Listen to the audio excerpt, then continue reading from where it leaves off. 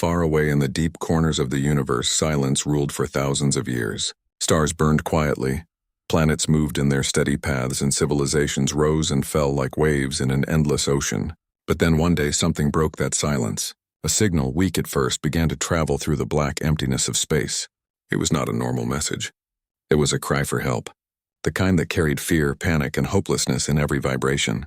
The kind of message that made even the bravest heart stop for a moment. The message was coming from a cluster of systems known for peace and beauty. The people there were known to be gentle, intelligent, and kind. They had never fought a war, never built weapons of destruction. They lived in floating cities that shimmered in the light of 3 suns. But now those same skies were full of fire. The SOS signal came with broken voices, static-filled screams, and flashes of destroyed worlds. It said only one clear thing: "They are coming. Please, someone help us." No one knew who they were. The signal didn't show faces or names, only shadows, large moving forms that tore through ships and cities like they were made of paper. Entire planets had gone silent within hours. The galaxy's information networks picked up the call, and soon every known world heard it. The message spread like a virus from the central systems to the forgotten edges of space. Governments called emergency meetings. Armies prepared.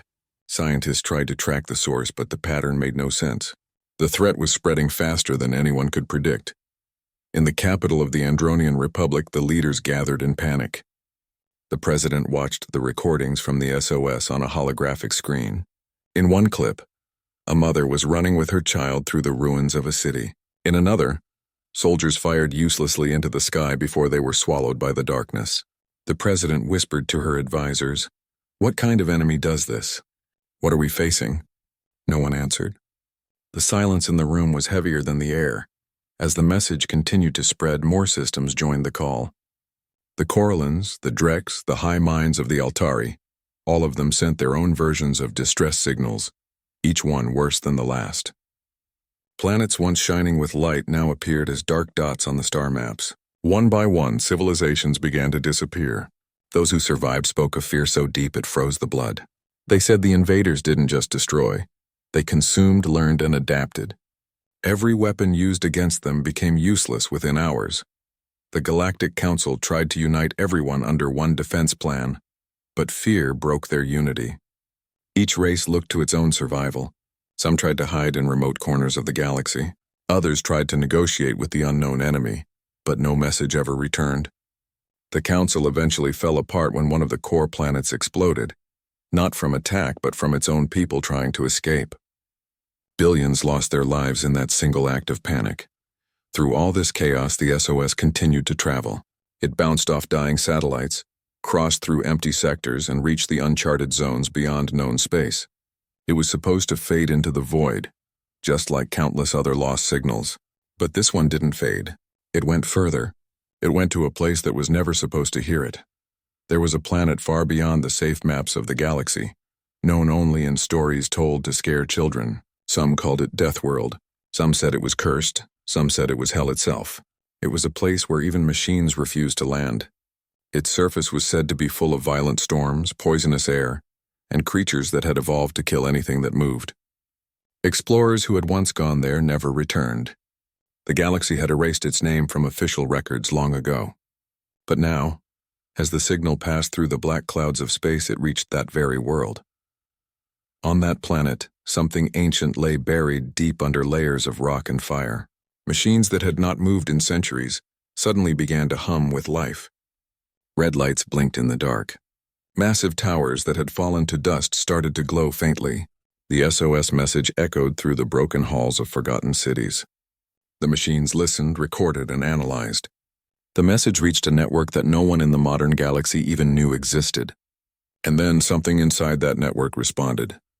Meanwhile, across the galaxy, scientists noticed a strange reading. The signal that was supposed to die in empty space had bounced back. But it wasn't the same anymore. It was stronger, clearer, almost alive.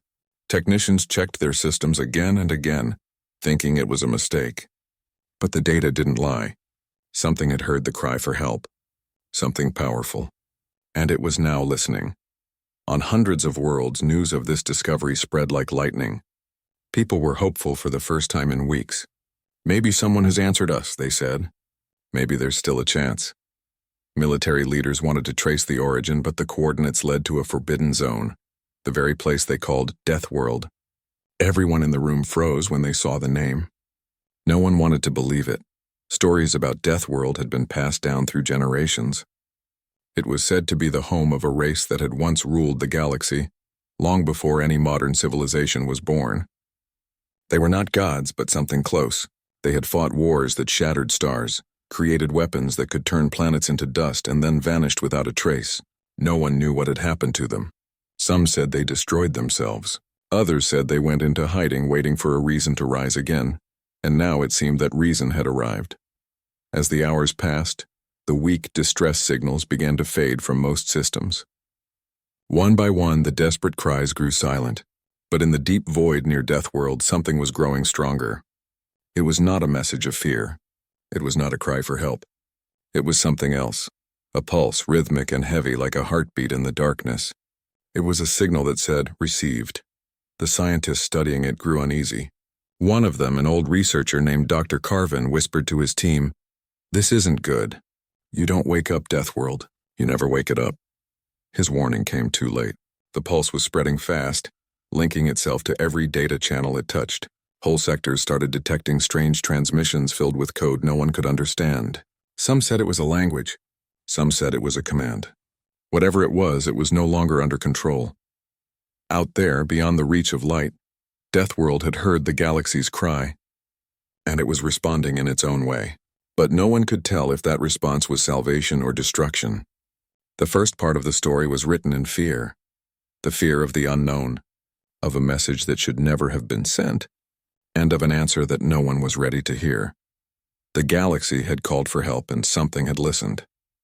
But as silence returned to the stars, every thinking creature who had heard that SOS felt the same cold thought in their minds. What if the ones who heard it were worse than the threat that started it? The signal that had traveled across the galaxy now drifted into a place that was never meant to hear it. Space around that region was dead. No stars, no ships, no signs of life. Only dark clouds and the wreckage of long-forgotten civilizations floated there. In the center of this dead zone was a planet that had been erased from every map, feared by every living race and spoken of only in whispers. It had no friendly name. The few who dared to speak of it called it simply Deathworld. From space, Deathworld looked like a wound in the universe. Its surface was covered in red storms that never ended. Lightning flashed across its skies every second, bright enough to light up the black oceans that boiled below. Its air was thick with poison, its winds sharp enough to tear steel apart. No visitor had ever survived more than a few minutes there. The planet's own gravity crushed ships that tried to land, pulling them down like toys and swallowing them whole. For centuries, no one had dared to come close. But now, something ancient and deep under the planet's surface began to stir. The distress signal, full of fear and desperation, reached the heart of Deathworld like a whisper through a dream. Deep inside the planet, buried under kilometers of rock and ash, lay a sleeping network of machines and structures built millions of years ago. They had once belonged to a civilization so powerful that time itself seemed to fear them. That civilization had disappeared long before the rest of the galaxy was born. No one knew why. Some said they destroyed themselves in a war too big to understand. Others said they had chosen to sleep, waiting for the universe to call them again. The message reached one of those old machines. The machine listened, analyzed, and decoded it in seconds. To it, the signal was not just noise, it was emotion, fear, pain, helplessness. The machine had been programmed long ago to respond to such things, but not with comfort or mercy. It was programmed to respond with action. Its eyes, dead for eons, flickered to life. Red light spread through underground tunnels as systems rebooted. Power surged through the planet like blood rushing through veins. The ground trembled. Far above, the raging storms began to change. The lightning turned from white to blue, crackling with strange energy. Volcanoes erupted, spilling rivers of molten fire that cut through the dark plains. For the first time in ages, Deathworld was awake. On the surface, massive towers that had fallen into ruin started to rise again. Giant doors opened from beneath layers of rock, revealing metal structures glowing with energy. The planet was not just alive, it was remembering. Machines the size of mountains shook off the dust of time and began to move. Their sensors scanned the skies, detecting the origin of the signal. They saw the galaxy burning. They saw the cries for help. And they understood one thing: the galaxy was weak. To the Deathworlders, weakness was a sin. Long ago, their ancestors had been forced to evolve on this brutal planet, where everything tried to kill them. They had learned to survive by becoming harder, faster, and smarter than anything else. Every storm, every creature, every breath of air had been a test. Over countless generations, they became something beyond ordinary life. Their skin hardened against acid rain. Their bones adapted to crushing pressure, and their minds learned to control the chaos around them. Pain was a teacher. Fear was fuel. Mercy was extinction. The signal continued to echo through their machines, through the deep neural networks that connected every living thing on Deathworld. The message was like a spark touching dry leaves. It spread quickly. In their underground cities, hidden beneath oceans of fire, the Deathworlders began to awaken. One by one, the hibernation pods opened with a hiss. Pale eyes glowed in the dark as thousands of them stepped out, breathing the toxic air as if it were nothing. They looked human, but they were not. They were taller, stronger, their skin marked by patterns that pulsed faintly like living metal. They spoke in low, calm voices, and their leader, a woman with eyes as bright as lightning, stood in silence, listening to the signal. Her name was Commander Sarath. She had lived through wars before most of the galaxy's races had learned to walk.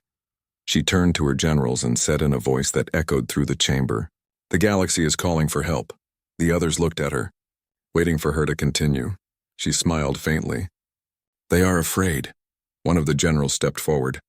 His armor was scarred and heavy, built from the bones of ancient creatures. "Should we answer their call, Commander?" Sarath's eyes narrowed. They called for strength. "We will show them what strength means," that was all she said. The Deathworlders began to prepare. Deep under the surface, colossal factories came to life, forging ships that had not flown in millennia. Each one was designed not for travel but for war. Their hulls were built from the planet's hardest metals, resistant to radiation, pressure, and fire. Inside them, cores pulsed with energy drawn from Deathworld's core itself. They didn't use fuel. They used the planet's lifeblood. As the ships powered up, the ground above them began to split open. The storm screamed louder as if protesting what was coming. The Deathworlders didn't care. They worked with a quiet determination, their movements perfect and efficient. To them, this was not chaos. It was purpose. Far across the galaxy, observers noticed strange readings coming from the Forbidden Zone. Energy spikes so massive they broke sensors. Communication arrays short-circuited trying to track the pattern. Scientists and soldiers alike watched in horror. The readings were not random. They were coordinates. Deathworld was pointing toward the center of the galaxy, the same place from where the original SOS had been sent. No one could believe it. Deathworld, the cursed planet, the one that every civilization had erased from its memory, was now active. Someone or something on that planet had received the distress signal and decided to respond. Panic spread among the living races. Some thought Deathworld's awakening meant hope.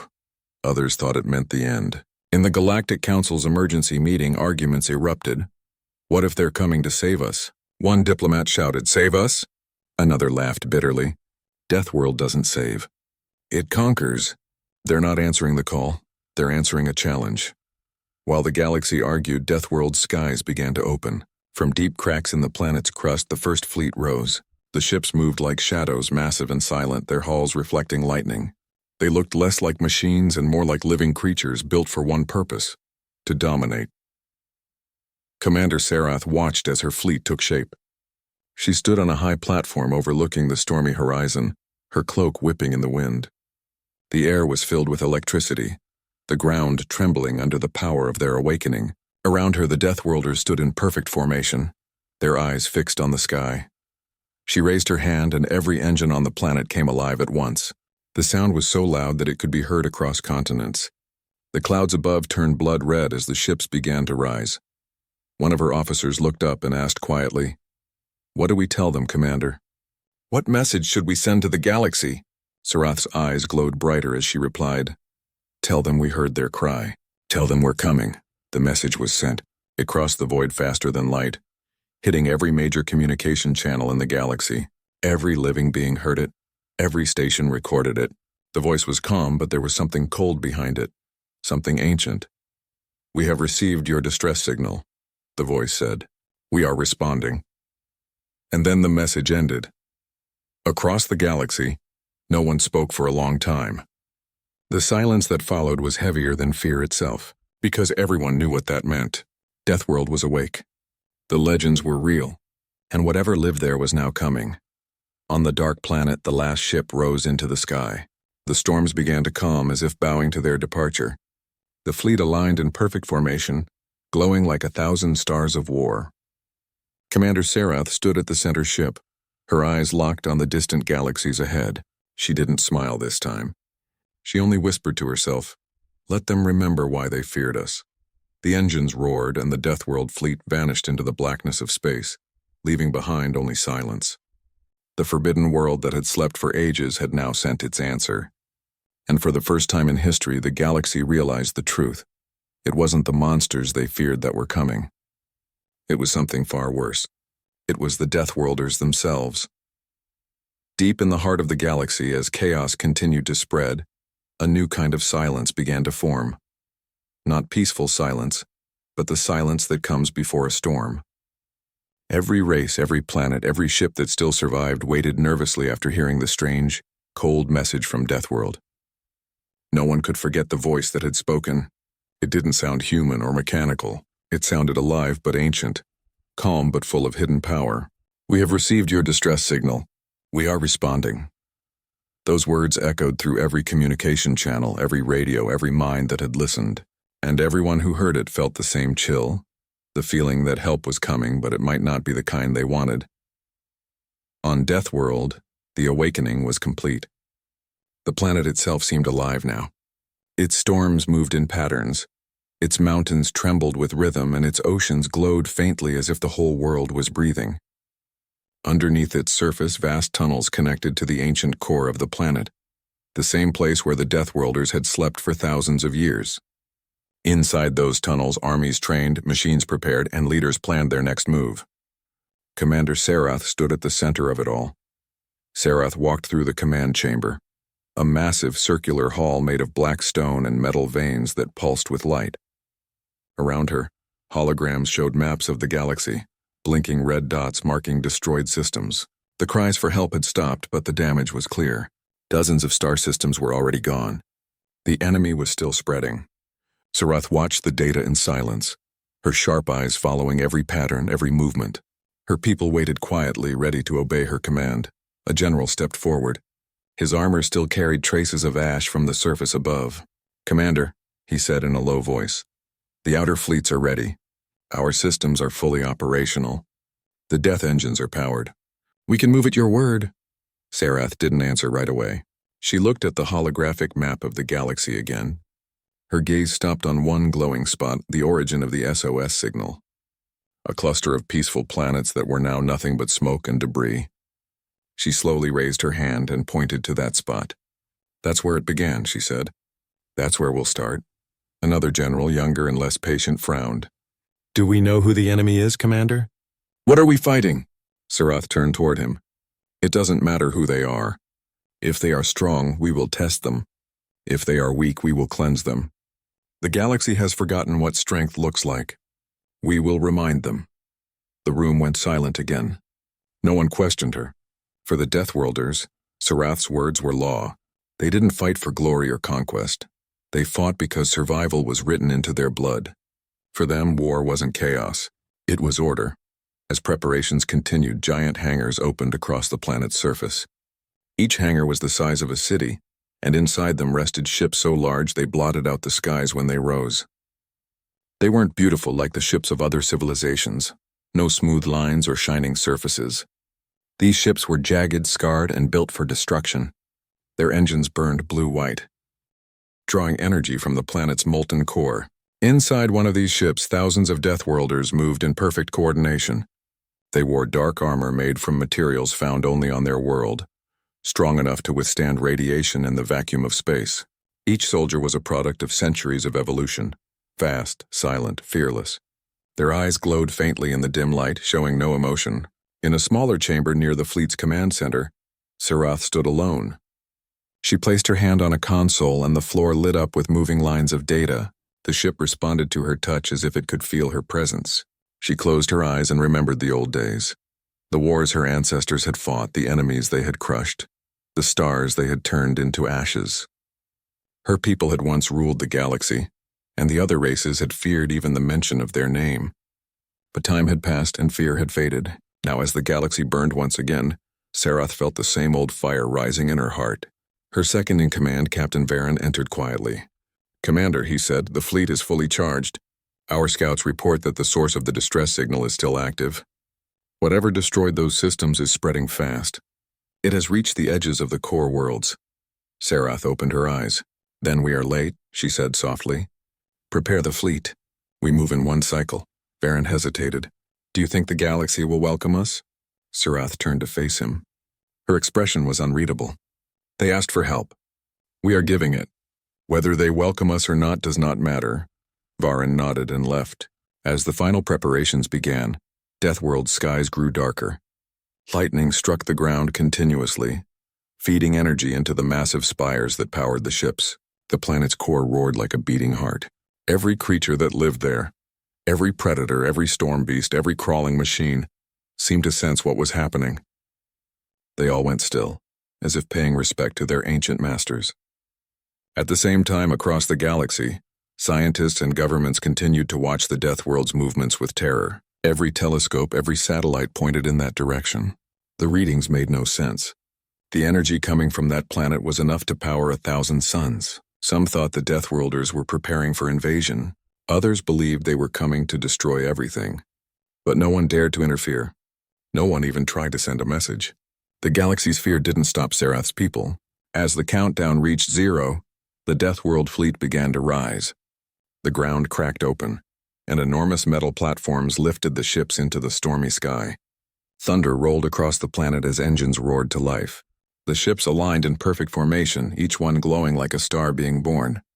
Inside the command ship, Sarath stood before a massive window that showed the endless storm outside. She could see her fleet rising, their lights cutting through the clouds. She felt pride, not arrogance, pride in what her people had become. They were not conquerors or saviors. They were the balance between the two. She pressed her hand on the control panel, and a deep vibration filled the air. The fleet began to move forward. The planet itself seemed to cry out, a long, deep sound that echoed into space as the ships left its atmosphere. It was as if Deathworld was sending its children to war once again. The moment the fleet entered space, the galaxy felt it. Sensors across hundreds of systems went wild. Alarms rang. Communication lines filled with panic. The Deathworld fleet was moving, and nothing could stop it. On one of the surviving colonies near the edge of the galaxy, a group of refugees gathered around a small communication device. When they saw the Deathworld ships appear on their scanners, some began to pray, others cried. "They came," one whispered. "Someone finally came to help." But another voice answered, trembling, "Are you sure they came to help?" Back on the command ship, Sarath heard reports from her scouts. They had reached the first destroyed system. What was once a cluster of beautiful worlds was now a field of ashes and debris. No signs of life remained. The enemy that had attacked was gone, leaving only silence. Sarath walked to the main screen, watching the destruction unfold. She could see pieces of cities floating in space, shattered ships drifting without power. Her eyes hardened. "They left nothing," she murmured. Varen stood beside her. "Do you think they'll come back?" "They will," Sarath said. "Predators always return to feed." She turned to her crew. "Activate the hunter protocols. Let the galaxy see that Deathworld has awakened." The ship's systems began to hum with power. Weapons came online, glowing with energy pulled from the heart of dying stars. The Deathworlders prepared for battle not out of rage but out of instinct. They didn't know fear. They didn't understand surrender. And so as the Deathworld fleet began its journey across the stars, the galaxy waited in dread. No one knew what would happen next. Some hoped the Deathworlders would destroy the unknown enemy. Others feared they would destroy everything else along the way. But deep down, one truth was clear. When the Deathworlders awakened, the universe itself trembled. Their arrival was not salvation. It was a test, one that would decide who was strong enough to survive in a galaxy that had forgotten what real power meant. As the ships vanished into the darkness of space, Sarath's voice echoed through the command channels, cold and certain. They called for help, she said. Now they will learn what help from Deathworld truly means. The Deathworld fleet moved through space like a shadow of doom. Thousands of ships glided in complete silence, their black hulls absorbing the light of nearby stars. There was no music of engines, no signal, no transmission. Just movement, fast, cold, unstoppable. Every radar and sensor in the nearby systems detected them, but none dared to interfere. The galaxy had gone quiet, as if holding its breath. The distress signal had finally been answered, but not by saviors, by the ones legends had warned about for ages. Commander Sarath stood at the front of her command ship, watching the stars move past. Her eyes reflected the void outside, sharp and unreadable. Around her, her crew worked without speaking. Every Deathworlder knew their purpose. There was no need for orders. Their instincts were trained through generations of survival. War was in their nature, discipline in their blood. When the fleet reached the edge of the destroyed star systems, the view before them was haunting. Planets hung in pieces, torn apart as if something massive had chewed through them. Entire cities floated lifeless in space, their remains glittering like dust. Sarath stared at it all, her face calm but her eyes burning with quiet rage. She could sense that whatever had done this was not just powerful, it was merciless. "Begin scans," she ordered softly. Her voice carried across the bridge like steel wrapped in silk. The scanners activated, sending waves of energy across the dark void. The readings returned within seconds. There were traces of unknown technology, organic matter and radiation unlike anything recorded in Deathworld's archives. But more disturbing was the movement, faint, almost invisible, hiding within the debris field. Something was still there, waiting. Baron, her second-in-command, leaned closer to the display. "They're still here, Commander," he said. "Watching us." Sarath's lips curved into a faint smile. "Good. Let them watch." Without another word, she raised her hand. The fleet instantly changed formation. The ships spread out in a wide circle surrounding the ruined system. They moved like a hunting pack, silent but deadly. The Deathworlders didn't believe in waiting to be attacked. They believed in striking first and striking hard.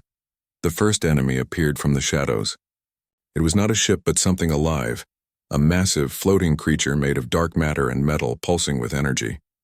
Its shape shifted constantly like smoke trapped in a body. It let out a soundless scream that vibrated through every hull. For a moment, even the stars seemed to flicker. Sarath watched it calmly.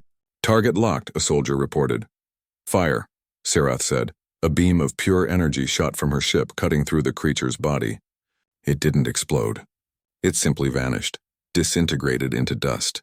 But as soon as it disappeared, hundreds more appeared around it, rising from the debris field like ghosts. They surrounded the Deathworld fleet, glowing with an eerie blue light. The Deathworlders didn't panic. They didn't scream. They fought.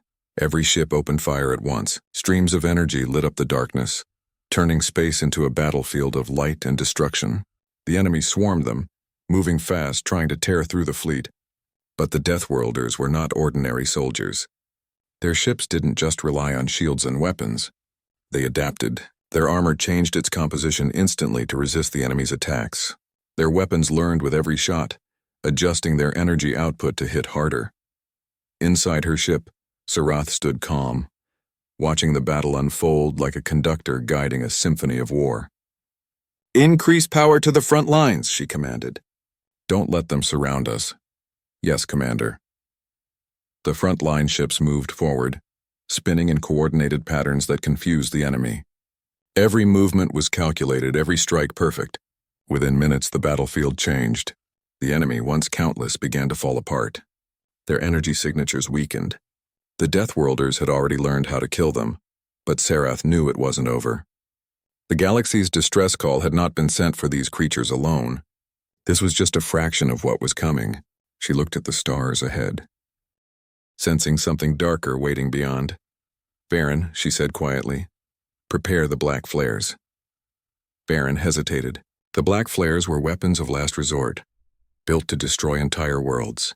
"Commander, if we use them here, the system—" "I know," she interrupted. "Do it," he nodded and gave the order. The black flares were released, long, spear-like missiles that glowed with dark energy. They flew into the enemy swarm and detonated silently. There was no sound, no explosion, just light. A light so bright it swallowed everything. When it faded, nothing remained. The enemy was gone. The system itself had been erased. Every rock, every piece of debris, every trace of life turned to dust. For a moment, the galaxy's communication channels lit up with reports of the destruction. Worlds far away could see the flash in the night sky. Everyone who witnessed it felt the same thing: terror. The Deathworlders had not just answered the SOS. They had wiped out an entire star system to do it. Sarath stood silently, her hands resting behind her back. "The message is clear," she said. "The galaxy asked for help. Now they will learn what our help means." Her crew didn't respond, but their eyes glowed brighter. To them, this was justice. The weak had called, and the strong had answered. There was no room for pity in their way of life. The fleet moved onward, leaving behind a cloud of ash and silence. As they traveled, they began receiving new signals, and not cries for help, but warnings. The surviving civilizations had realized what was happening. They begged Deathworld to stop. Some offered peace, others threatened war. Sarath ignored them all. On one channel, a message appeared from the Andronian Republic, the same government that had first detected the distress call. The president herself appeared on the screen, her eyes full of fear. "Commander Sarath," she said, her voice shaking, "we thank you for your help, but please, your weapons are destroying everything. You're killing the systems we're trying to save." Sarath looked at her without emotion. "You called for help," she said. "We came. You didn't say how you wanted it done." Before the president could respond, the transmission ended. On board the command ship, the Deathworlders began analyzing the next target. The enemy was spreading faster now, consuming planets on the edge of the galaxy. Sarath knew they had to move quickly, but something inside her stirred. A strange feeling she hadn't felt in centuries. Doubt. She walked to the observation window and looked out into the endless darkness. The stars seemed smaller now, weaker. For a brief moment, she wondered if her people had become the very monsters the galaxy feared. But then she pushed the thought away. "Weakness invites death," she whispered to herself. "Mercy builds graves." The next battle began before dawn on the next galactic cycle. This time the enemy was bigger, stronger, and faster. Whole planets trembled as the Deathworld fleet arrived. Civilians across multiple systems watched in horror as the sky filled with fire. The Deathworlders fought with precision, but their power was too great. Every shot they fired tore holes in the atmosphere. Every explosion shook the planets to their core. The enemy was wiped out, but so were the cities, the oceans, the people. When the battle ended, nothing remained but ashes. The Deathworlders had saved the galaxy again, but the cost was too high. Billions of innocent lives were gone. Sarath walked through the silent corridors of her ship, her boots echoing softly. She passed by her soldiers. They stood like statues, their faces calm, their armor scorched from battle. None of them spoke. None of them mourned. For them, this was victory. She returned to the command chamber and looked at the star map again. The enemy was retreating. The galaxy was safe, and for now. But everywhere they went, they left destruction behind. Finally, Varen approached her. "Commander," he said quietly, "we've done what we came for. The enemy is defeated. What are your orders now?" Sarath didn't answer immediately. She stared at the galaxy map, now filled with red zones marking the places her fleet had destroyed. Slowly, she turned off the display. The room darkened, her voice was calm when she spoke. "We return home." As the fleet turned back toward Deathworld, the survivors across the galaxy watched from their broken worlds. They had been saved from the invaders, but at a terrible price. To them, the Deathworlders were no longer saviors. They were nightmares. And somewhere, deep in the dark between stars, the last echo of Sarath's words carried across the void, a whisper both proud and terrifying. "Help has a cost." The Deathworld fleet returned home in silence. The stars outside their ships looked dimmer than before, as if even light was afraid to touch them. The galaxy had fallen quiet after their war, not peaceful quiet, but fearful quiet. Across hundreds of worlds, people whispered about the fleet that came from the darkest planet, that saved them by destroying everything. To the survivors, the Deathworlders were not heroes. They were a warning, proof that salvation could be worse than death itself. Inside the command ship, Commander Sarath sat alone in her private chamber. The hum of the engines was the only sound. Her armor was scratched, her face tired, but her eyes were still sharp and cold. She looked at the holomap floating in front of her, showing the entire galaxy. Red marks covered it like bloodstains, every system they had saved. Every victory felt heavier than the last. Varen entered the room quietly. "We are approaching home orbit," he said. "The fleet is ready for docking." Sarath nodded but said nothing. He hesitated for a moment, then added, "The Council has sent a message. They wish to speak with you immediately." Sarath sighed softly. "Of course they do." When she entered the Council chamber, the atmosphere was tense. The Deathworld Council, made up of the oldest and most powerful commanders, sat in silence, watching her as she walked in. Their eyes, glowing faintly in the dim light, followed her every step. Commander Sarath, the eldest among them, said finally, his voice deep and slow. "You have returned victorious." Sarath bowed her head slightly. "The threat is gone. The galaxy is safe." "Safe?" Another counselor repeated, his tone sharp. "Half the outer rim systems are gone. Entire civilizations erased. They were already dying." Sarath replied calmly. "We finished what the enemy started." The room fell silent again. Her words hung heavy in the air. The eldest counselor leaned forward. "The galaxy fears us now. They see us as monsters." "Do you understand what that means, Commander?" Sarath met his gaze without flinching. "It means they will never call for help again. And that is good. Let them solve their own wars. Let them remember what happens when they disturb Deathworld." The counselor's eyes narrowed. "You believe fear will keep us safe?" "It always has," Sarath said quietly. The council fell into murmurs.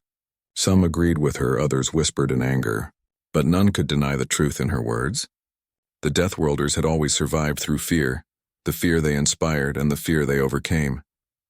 After the meeting, Sarath returned to her quarters. She looked out at Deathworld, her home. From space, it looked like a storm trapped inside a planet. Red lightning flashed through black clouds. The surface below was wild and alive, filled with creatures that could kill with a glance. It was the deadliest world in the galaxy, but it was beautiful to her, because it was honest. On Deathworld, strength was survival and weakness was death. There was no deception, no false peace. As she stood there, her thoughts were interrupted by a message signal. It came from a small outpost on the edge of their system. Sarath opened the channel. A young officer appeared on the screen, his voice trembling. "Commander, you need to see this," he said. "We've detected movement on the outer rim again. It's the same energy signature, the same as before." Sarath's expression didn't change, but inside she felt a chill. "That's impossible," she said. "We destroyed them." The officer shook his head. "No, Commander. You destroyed their bodies. But this looks like something else. It's spreading faster this time. It's not an attack, it's a signal." She stared at the data flashing across the screen. The readings showed an enormous pulse moving through space, not directed at planets, but at the very fabric of reality itself. It wasn't coming toward Deathworld. It was spreading across the galaxy, like an infection. Sarath ended the call and summoned Varen. When he arrived, she showed him the readings. He frowned. "They're communicating." "Yes," she said slowly. "But not with us. With something beyond." The words filled the air like poison. For the first time, Varen looked uneasy. "Do you think it's intelligent?" Sarath turned to the window, watching the storm below. "Everything that survives long enough becomes intelligent," she said. "Even death." The days that followed were restless. The Deathworlders began preparing for another war, though none of them knew what they were fighting this time. Strange signals kept echoing through the void, whispers of coordinates, shapes of sounds that no one could understand. Even their strongest sensors couldn't decode them. But Sarath began to dream. Every night she saw the same vision, a lightless void filled with enormous eyes watching her from beyond time and space. They spoke no words, but she could feel their hunger. Each time she woke up, her heart pounded harder, her body covered in sweat. One night, as she stood alone on the bridge, she whispered to herself, "What if the enemy wasn't attacking the galaxy, but calling it?" Varen approached her quietly. "Commander, the fleet is ready." "The council wants your orders." Sarath didn't answer. She kneeled and touched the ground. It felt hollow, empty. Then she realized what the voice had meant. The call for help had reached the galaxy first, then Deathworld. The same thing that had destroyed those systems had finally reached home. Her people had become the saviors and destroyers of others, and now their own world had been claimed by the same force they unleashed. As the last remaining fleet prepared to leave orbit, Sarath stood at the edge of the docking bay, watching her planet fade beneath the clouds. Her soldiers waited for orders, but she said nothing. Her heart felt heavier than ever. Finally, she spoke softly, almost like a whisper. "We thought we were the monsters, but maybe we were just the beginning." The fleet lifted off, disappearing into the stars. Behind them, Deathworld began to collapse inward, its core consumed by the same darkness that had taken the rest of the galaxy. In the void that followed, only one thing remained. A signal, faint but clear, traveling through the endless night. It carried a single message, the same words that had started it all. "Is anyone out there?" And somewhere deep beyond the edge of space, something answered.